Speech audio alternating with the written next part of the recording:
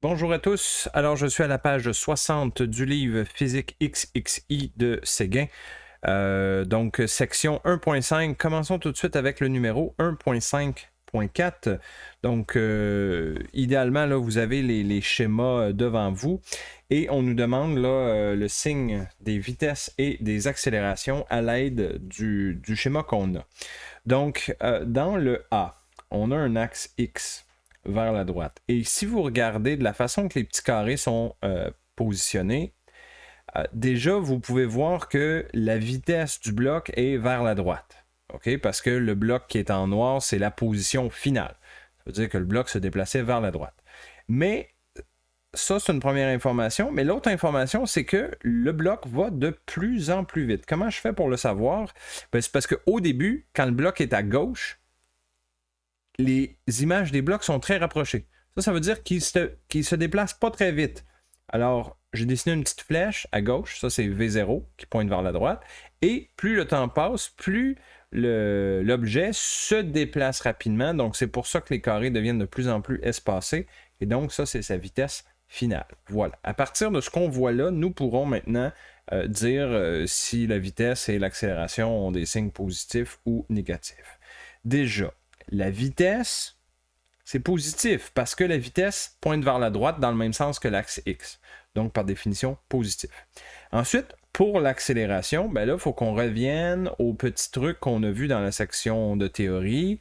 C'est-à-dire que quand un objet va de plus en plus vite, c'est parce que le signe de sa vitesse et de son accélération sont les mêmes. Donc, étant donné que ma vitesse est positive, et étant donné que mon objet ici va de plus en plus vite, ça veut dire que mon accélération doit elle aussi être positive. Voilà. Et pour B, C et D, c'est le même concept qu'on va appliquer à des images différentes. Donc en B, on voit que la vitesse est négative parce que le bloc se déplace vers la gauche. Donc vitesse négative. Au début, la vitesse est grande parce que vous pouvez voir que les blocs qui sont à droite sont grandement espacés, donc ça allait vite. Et à la fin, le bloc et la position des blocs plutôt est très rapprochée, donc ça veut dire que sa vitesse était plus petite à la fin. Donc étant donné que la vitesse est négative et que le bloc est en train de ralentir, ça veut dire que l'accélération doit être de signe opposé à celui de la vitesse. Donc, si ma vitesse était négative, mon accélération va être positive. C, là, il faut faire attention. Toujours regarder la direction de l'axe X. Ici, notre axe X pointe vers la gauche. Donc, ça va avoir un impact sur les signes, bien entendu. Sinon, la position du bloc, selon le temps, c'est la même qu'au B. C'est-à-dire qu'au début, quand le bloc était à droite, il y avait une grande vitesse initiale, puis plus le temps passe, plus sa vitesse diminue. OK. Donc, la vitesse est positive parce qu'elle est orientée dans le même sens que l'axe X. Et, encore une fois, l'accélération doit être de signe inverse de la vitesse parce que mon objet est en train de ralentir. L'objet qui ralentit doit avoir une accélération de signe contraire à la vitesse. D, encore une fois un axe X qui pointe vers la gauche. Dans ce cas-ci, la vitesse au début, elle est petite, elle pointe vers la droite. À la fin, la vitesse, toujours vers la droite, bien entendu, mais c'est une plus grande vitesse. Donc, ici, on a une vitesse qui pointe vers la droite alors que mon axe pointe vers la gauche. Donc ça veut dire vitesse négative. Pour ce qui est de l'accélération, ben mon objet va de plus en plus vite, donc l'accélération doit avoir le même signe que la vitesse. Donc, elle doit être négative, elle aussi. 1.5.6 A. Donc, on nous donne certains paramètres. Donc, on nous dit tout d'abord que la vitesse initiale de l'objet, c'est 10 mètres par seconde. Je ne mettrai pas les unités, OK, juste par paresse, puis pour gagner du temps, là, je vais supposer que c'est toutes les unités du système international déjà. Là. Donc, vitesse initiale, 10 mètres par seconde. On nous dit aussi que la vitesse finale de l'objet, c'est 30 mètres par seconde. Et on nous dit que ça prend 5 secondes pour passer de la vitesse de 10 à la vitesse de 30 et on demande l'accélération moyenne. Très bien, l'accélération moyenne, c'est la variation de vitesse sur l'intervalle de temps. Variation de vitesse, on rappelle que ça veut dire vitesse finale moins vitesse initiale, divisé par l'intervalle de temps. Donc là, j'ai juste à remplacer mes chiffres. 30 moins 10, divisé par 5, ça donne 4. Et c'est une accélération, donc, des mètres par seconde carré. Voilà. B, c'est semblable. Ici, on donne la vitesse initiale de 12 mètres par seconde, la vitesse finale de 0, hein, parce qu'il s'est arrêté. Arrêté, ça veut dire plus avoir de vitesse. Et un delta T de 3 secondes. Et c'est la même question, on cherche l'accélération moyenne. Donc, même chose, vitesse finale moins vitesse initiale divisé par l'intervalle de temps. 0 moins 12 divisé par 3, on fait le calcul, ça donne moins 4 mètres par seconde carré. Numéro 7.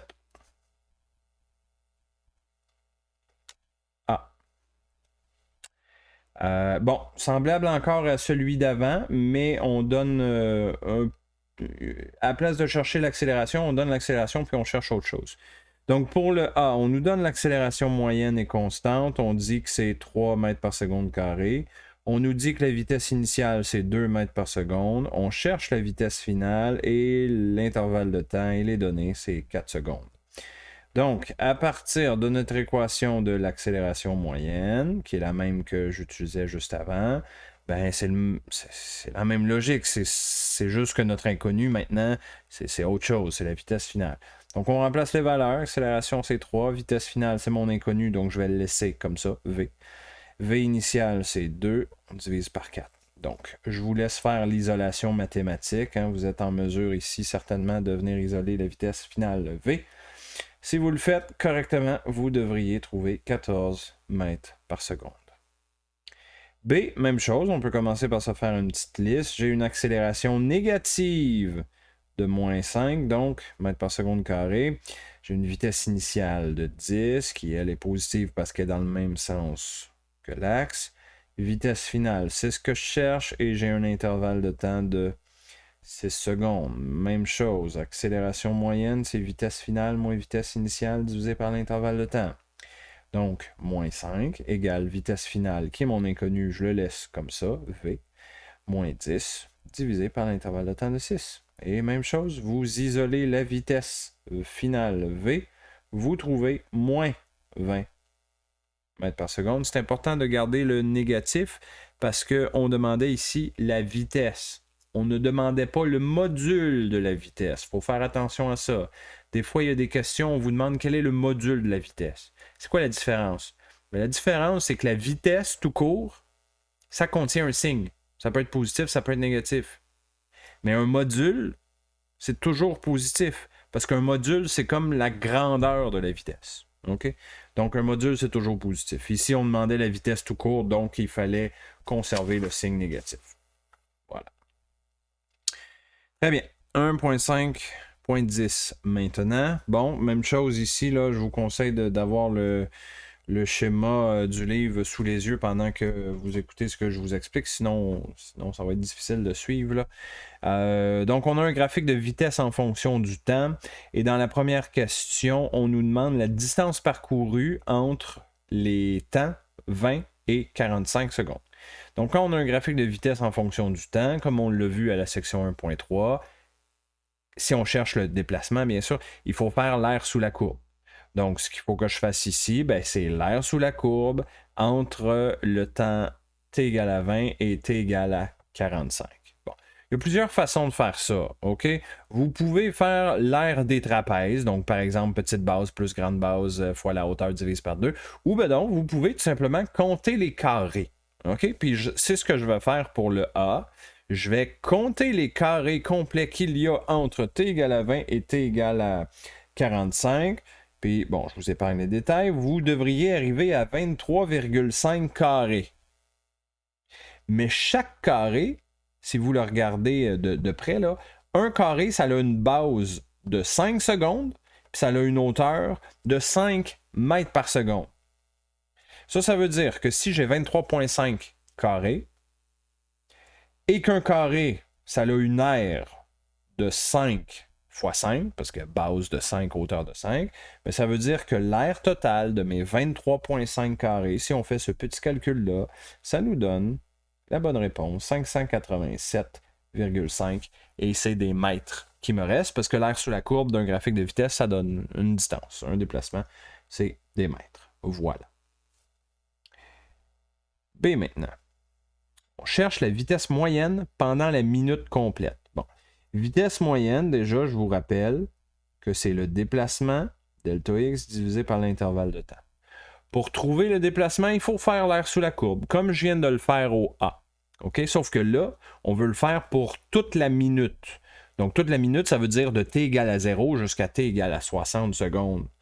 Fait que là, on pourrait encore une fois compter les carrés. Mais là, je trouvais que ça faisait beaucoup trop de carrés à compter.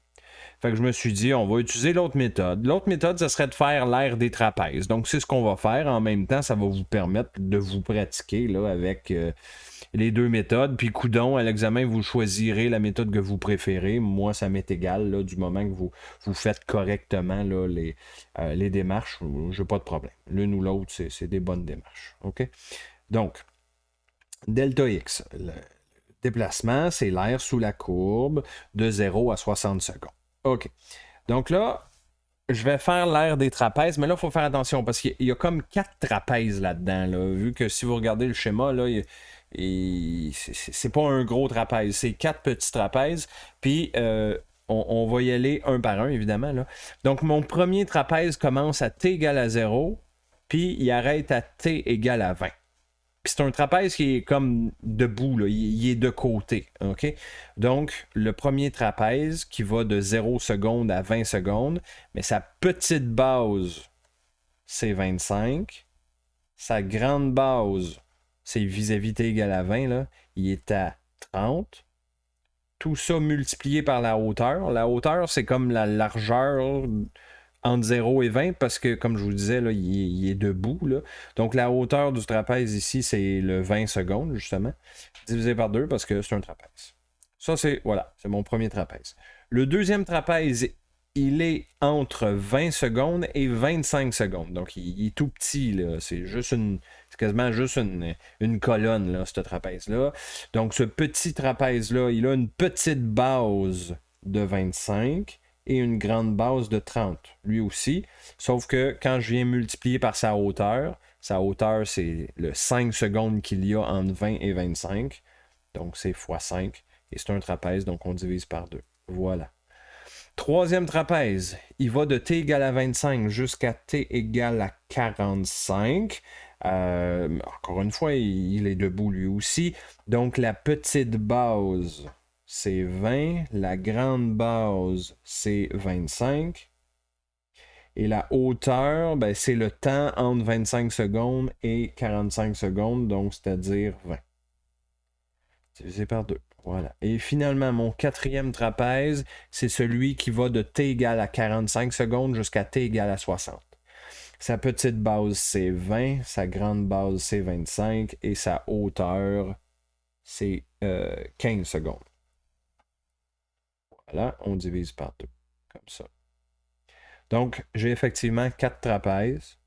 Si on pitonne tout ça là, dans la calculatrice, je vous épargne les détails, vous devriez arriver à 1475 mètres. Donc ça, c'est le déplacement total pendant la minute complète. Je vous rappelle que ce n'est pas exactement ça qu'on cherche comme réponse. Hein. Nous, on voulait la vitesse moyenne. Bon, ben, je vais revenir ici en haut pour calculer ma vitesse moyenne. Maintenant que j'ai trouvé mon déplacement total, 1475 divisé par 60 secondes. C'est le temps que dure le déplacement, là. Donc, je fais ce calcul-là et j'obtiens 24,6 mètres par seconde. Voilà, et c'est la réponse pour le B.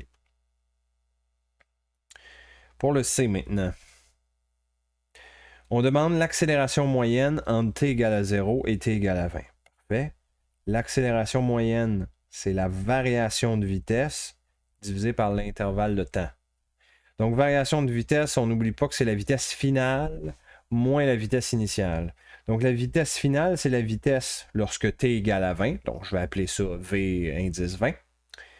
Et la vitesse initiale, c'est la vitesse lorsque t égale à 0. Donc, on l'appelle V0, comme d'habitude. Divisé par l'intervalle de temps, ben, on fait la différence entre t égale à 20 et t égale à 0. Hein, donc, c'est 20 moins 0. Donc là, pour savoir c'est quoi la vitesse à 20 et la vitesse à 0, ben, il s'agit tout simplement de regarder le graphique.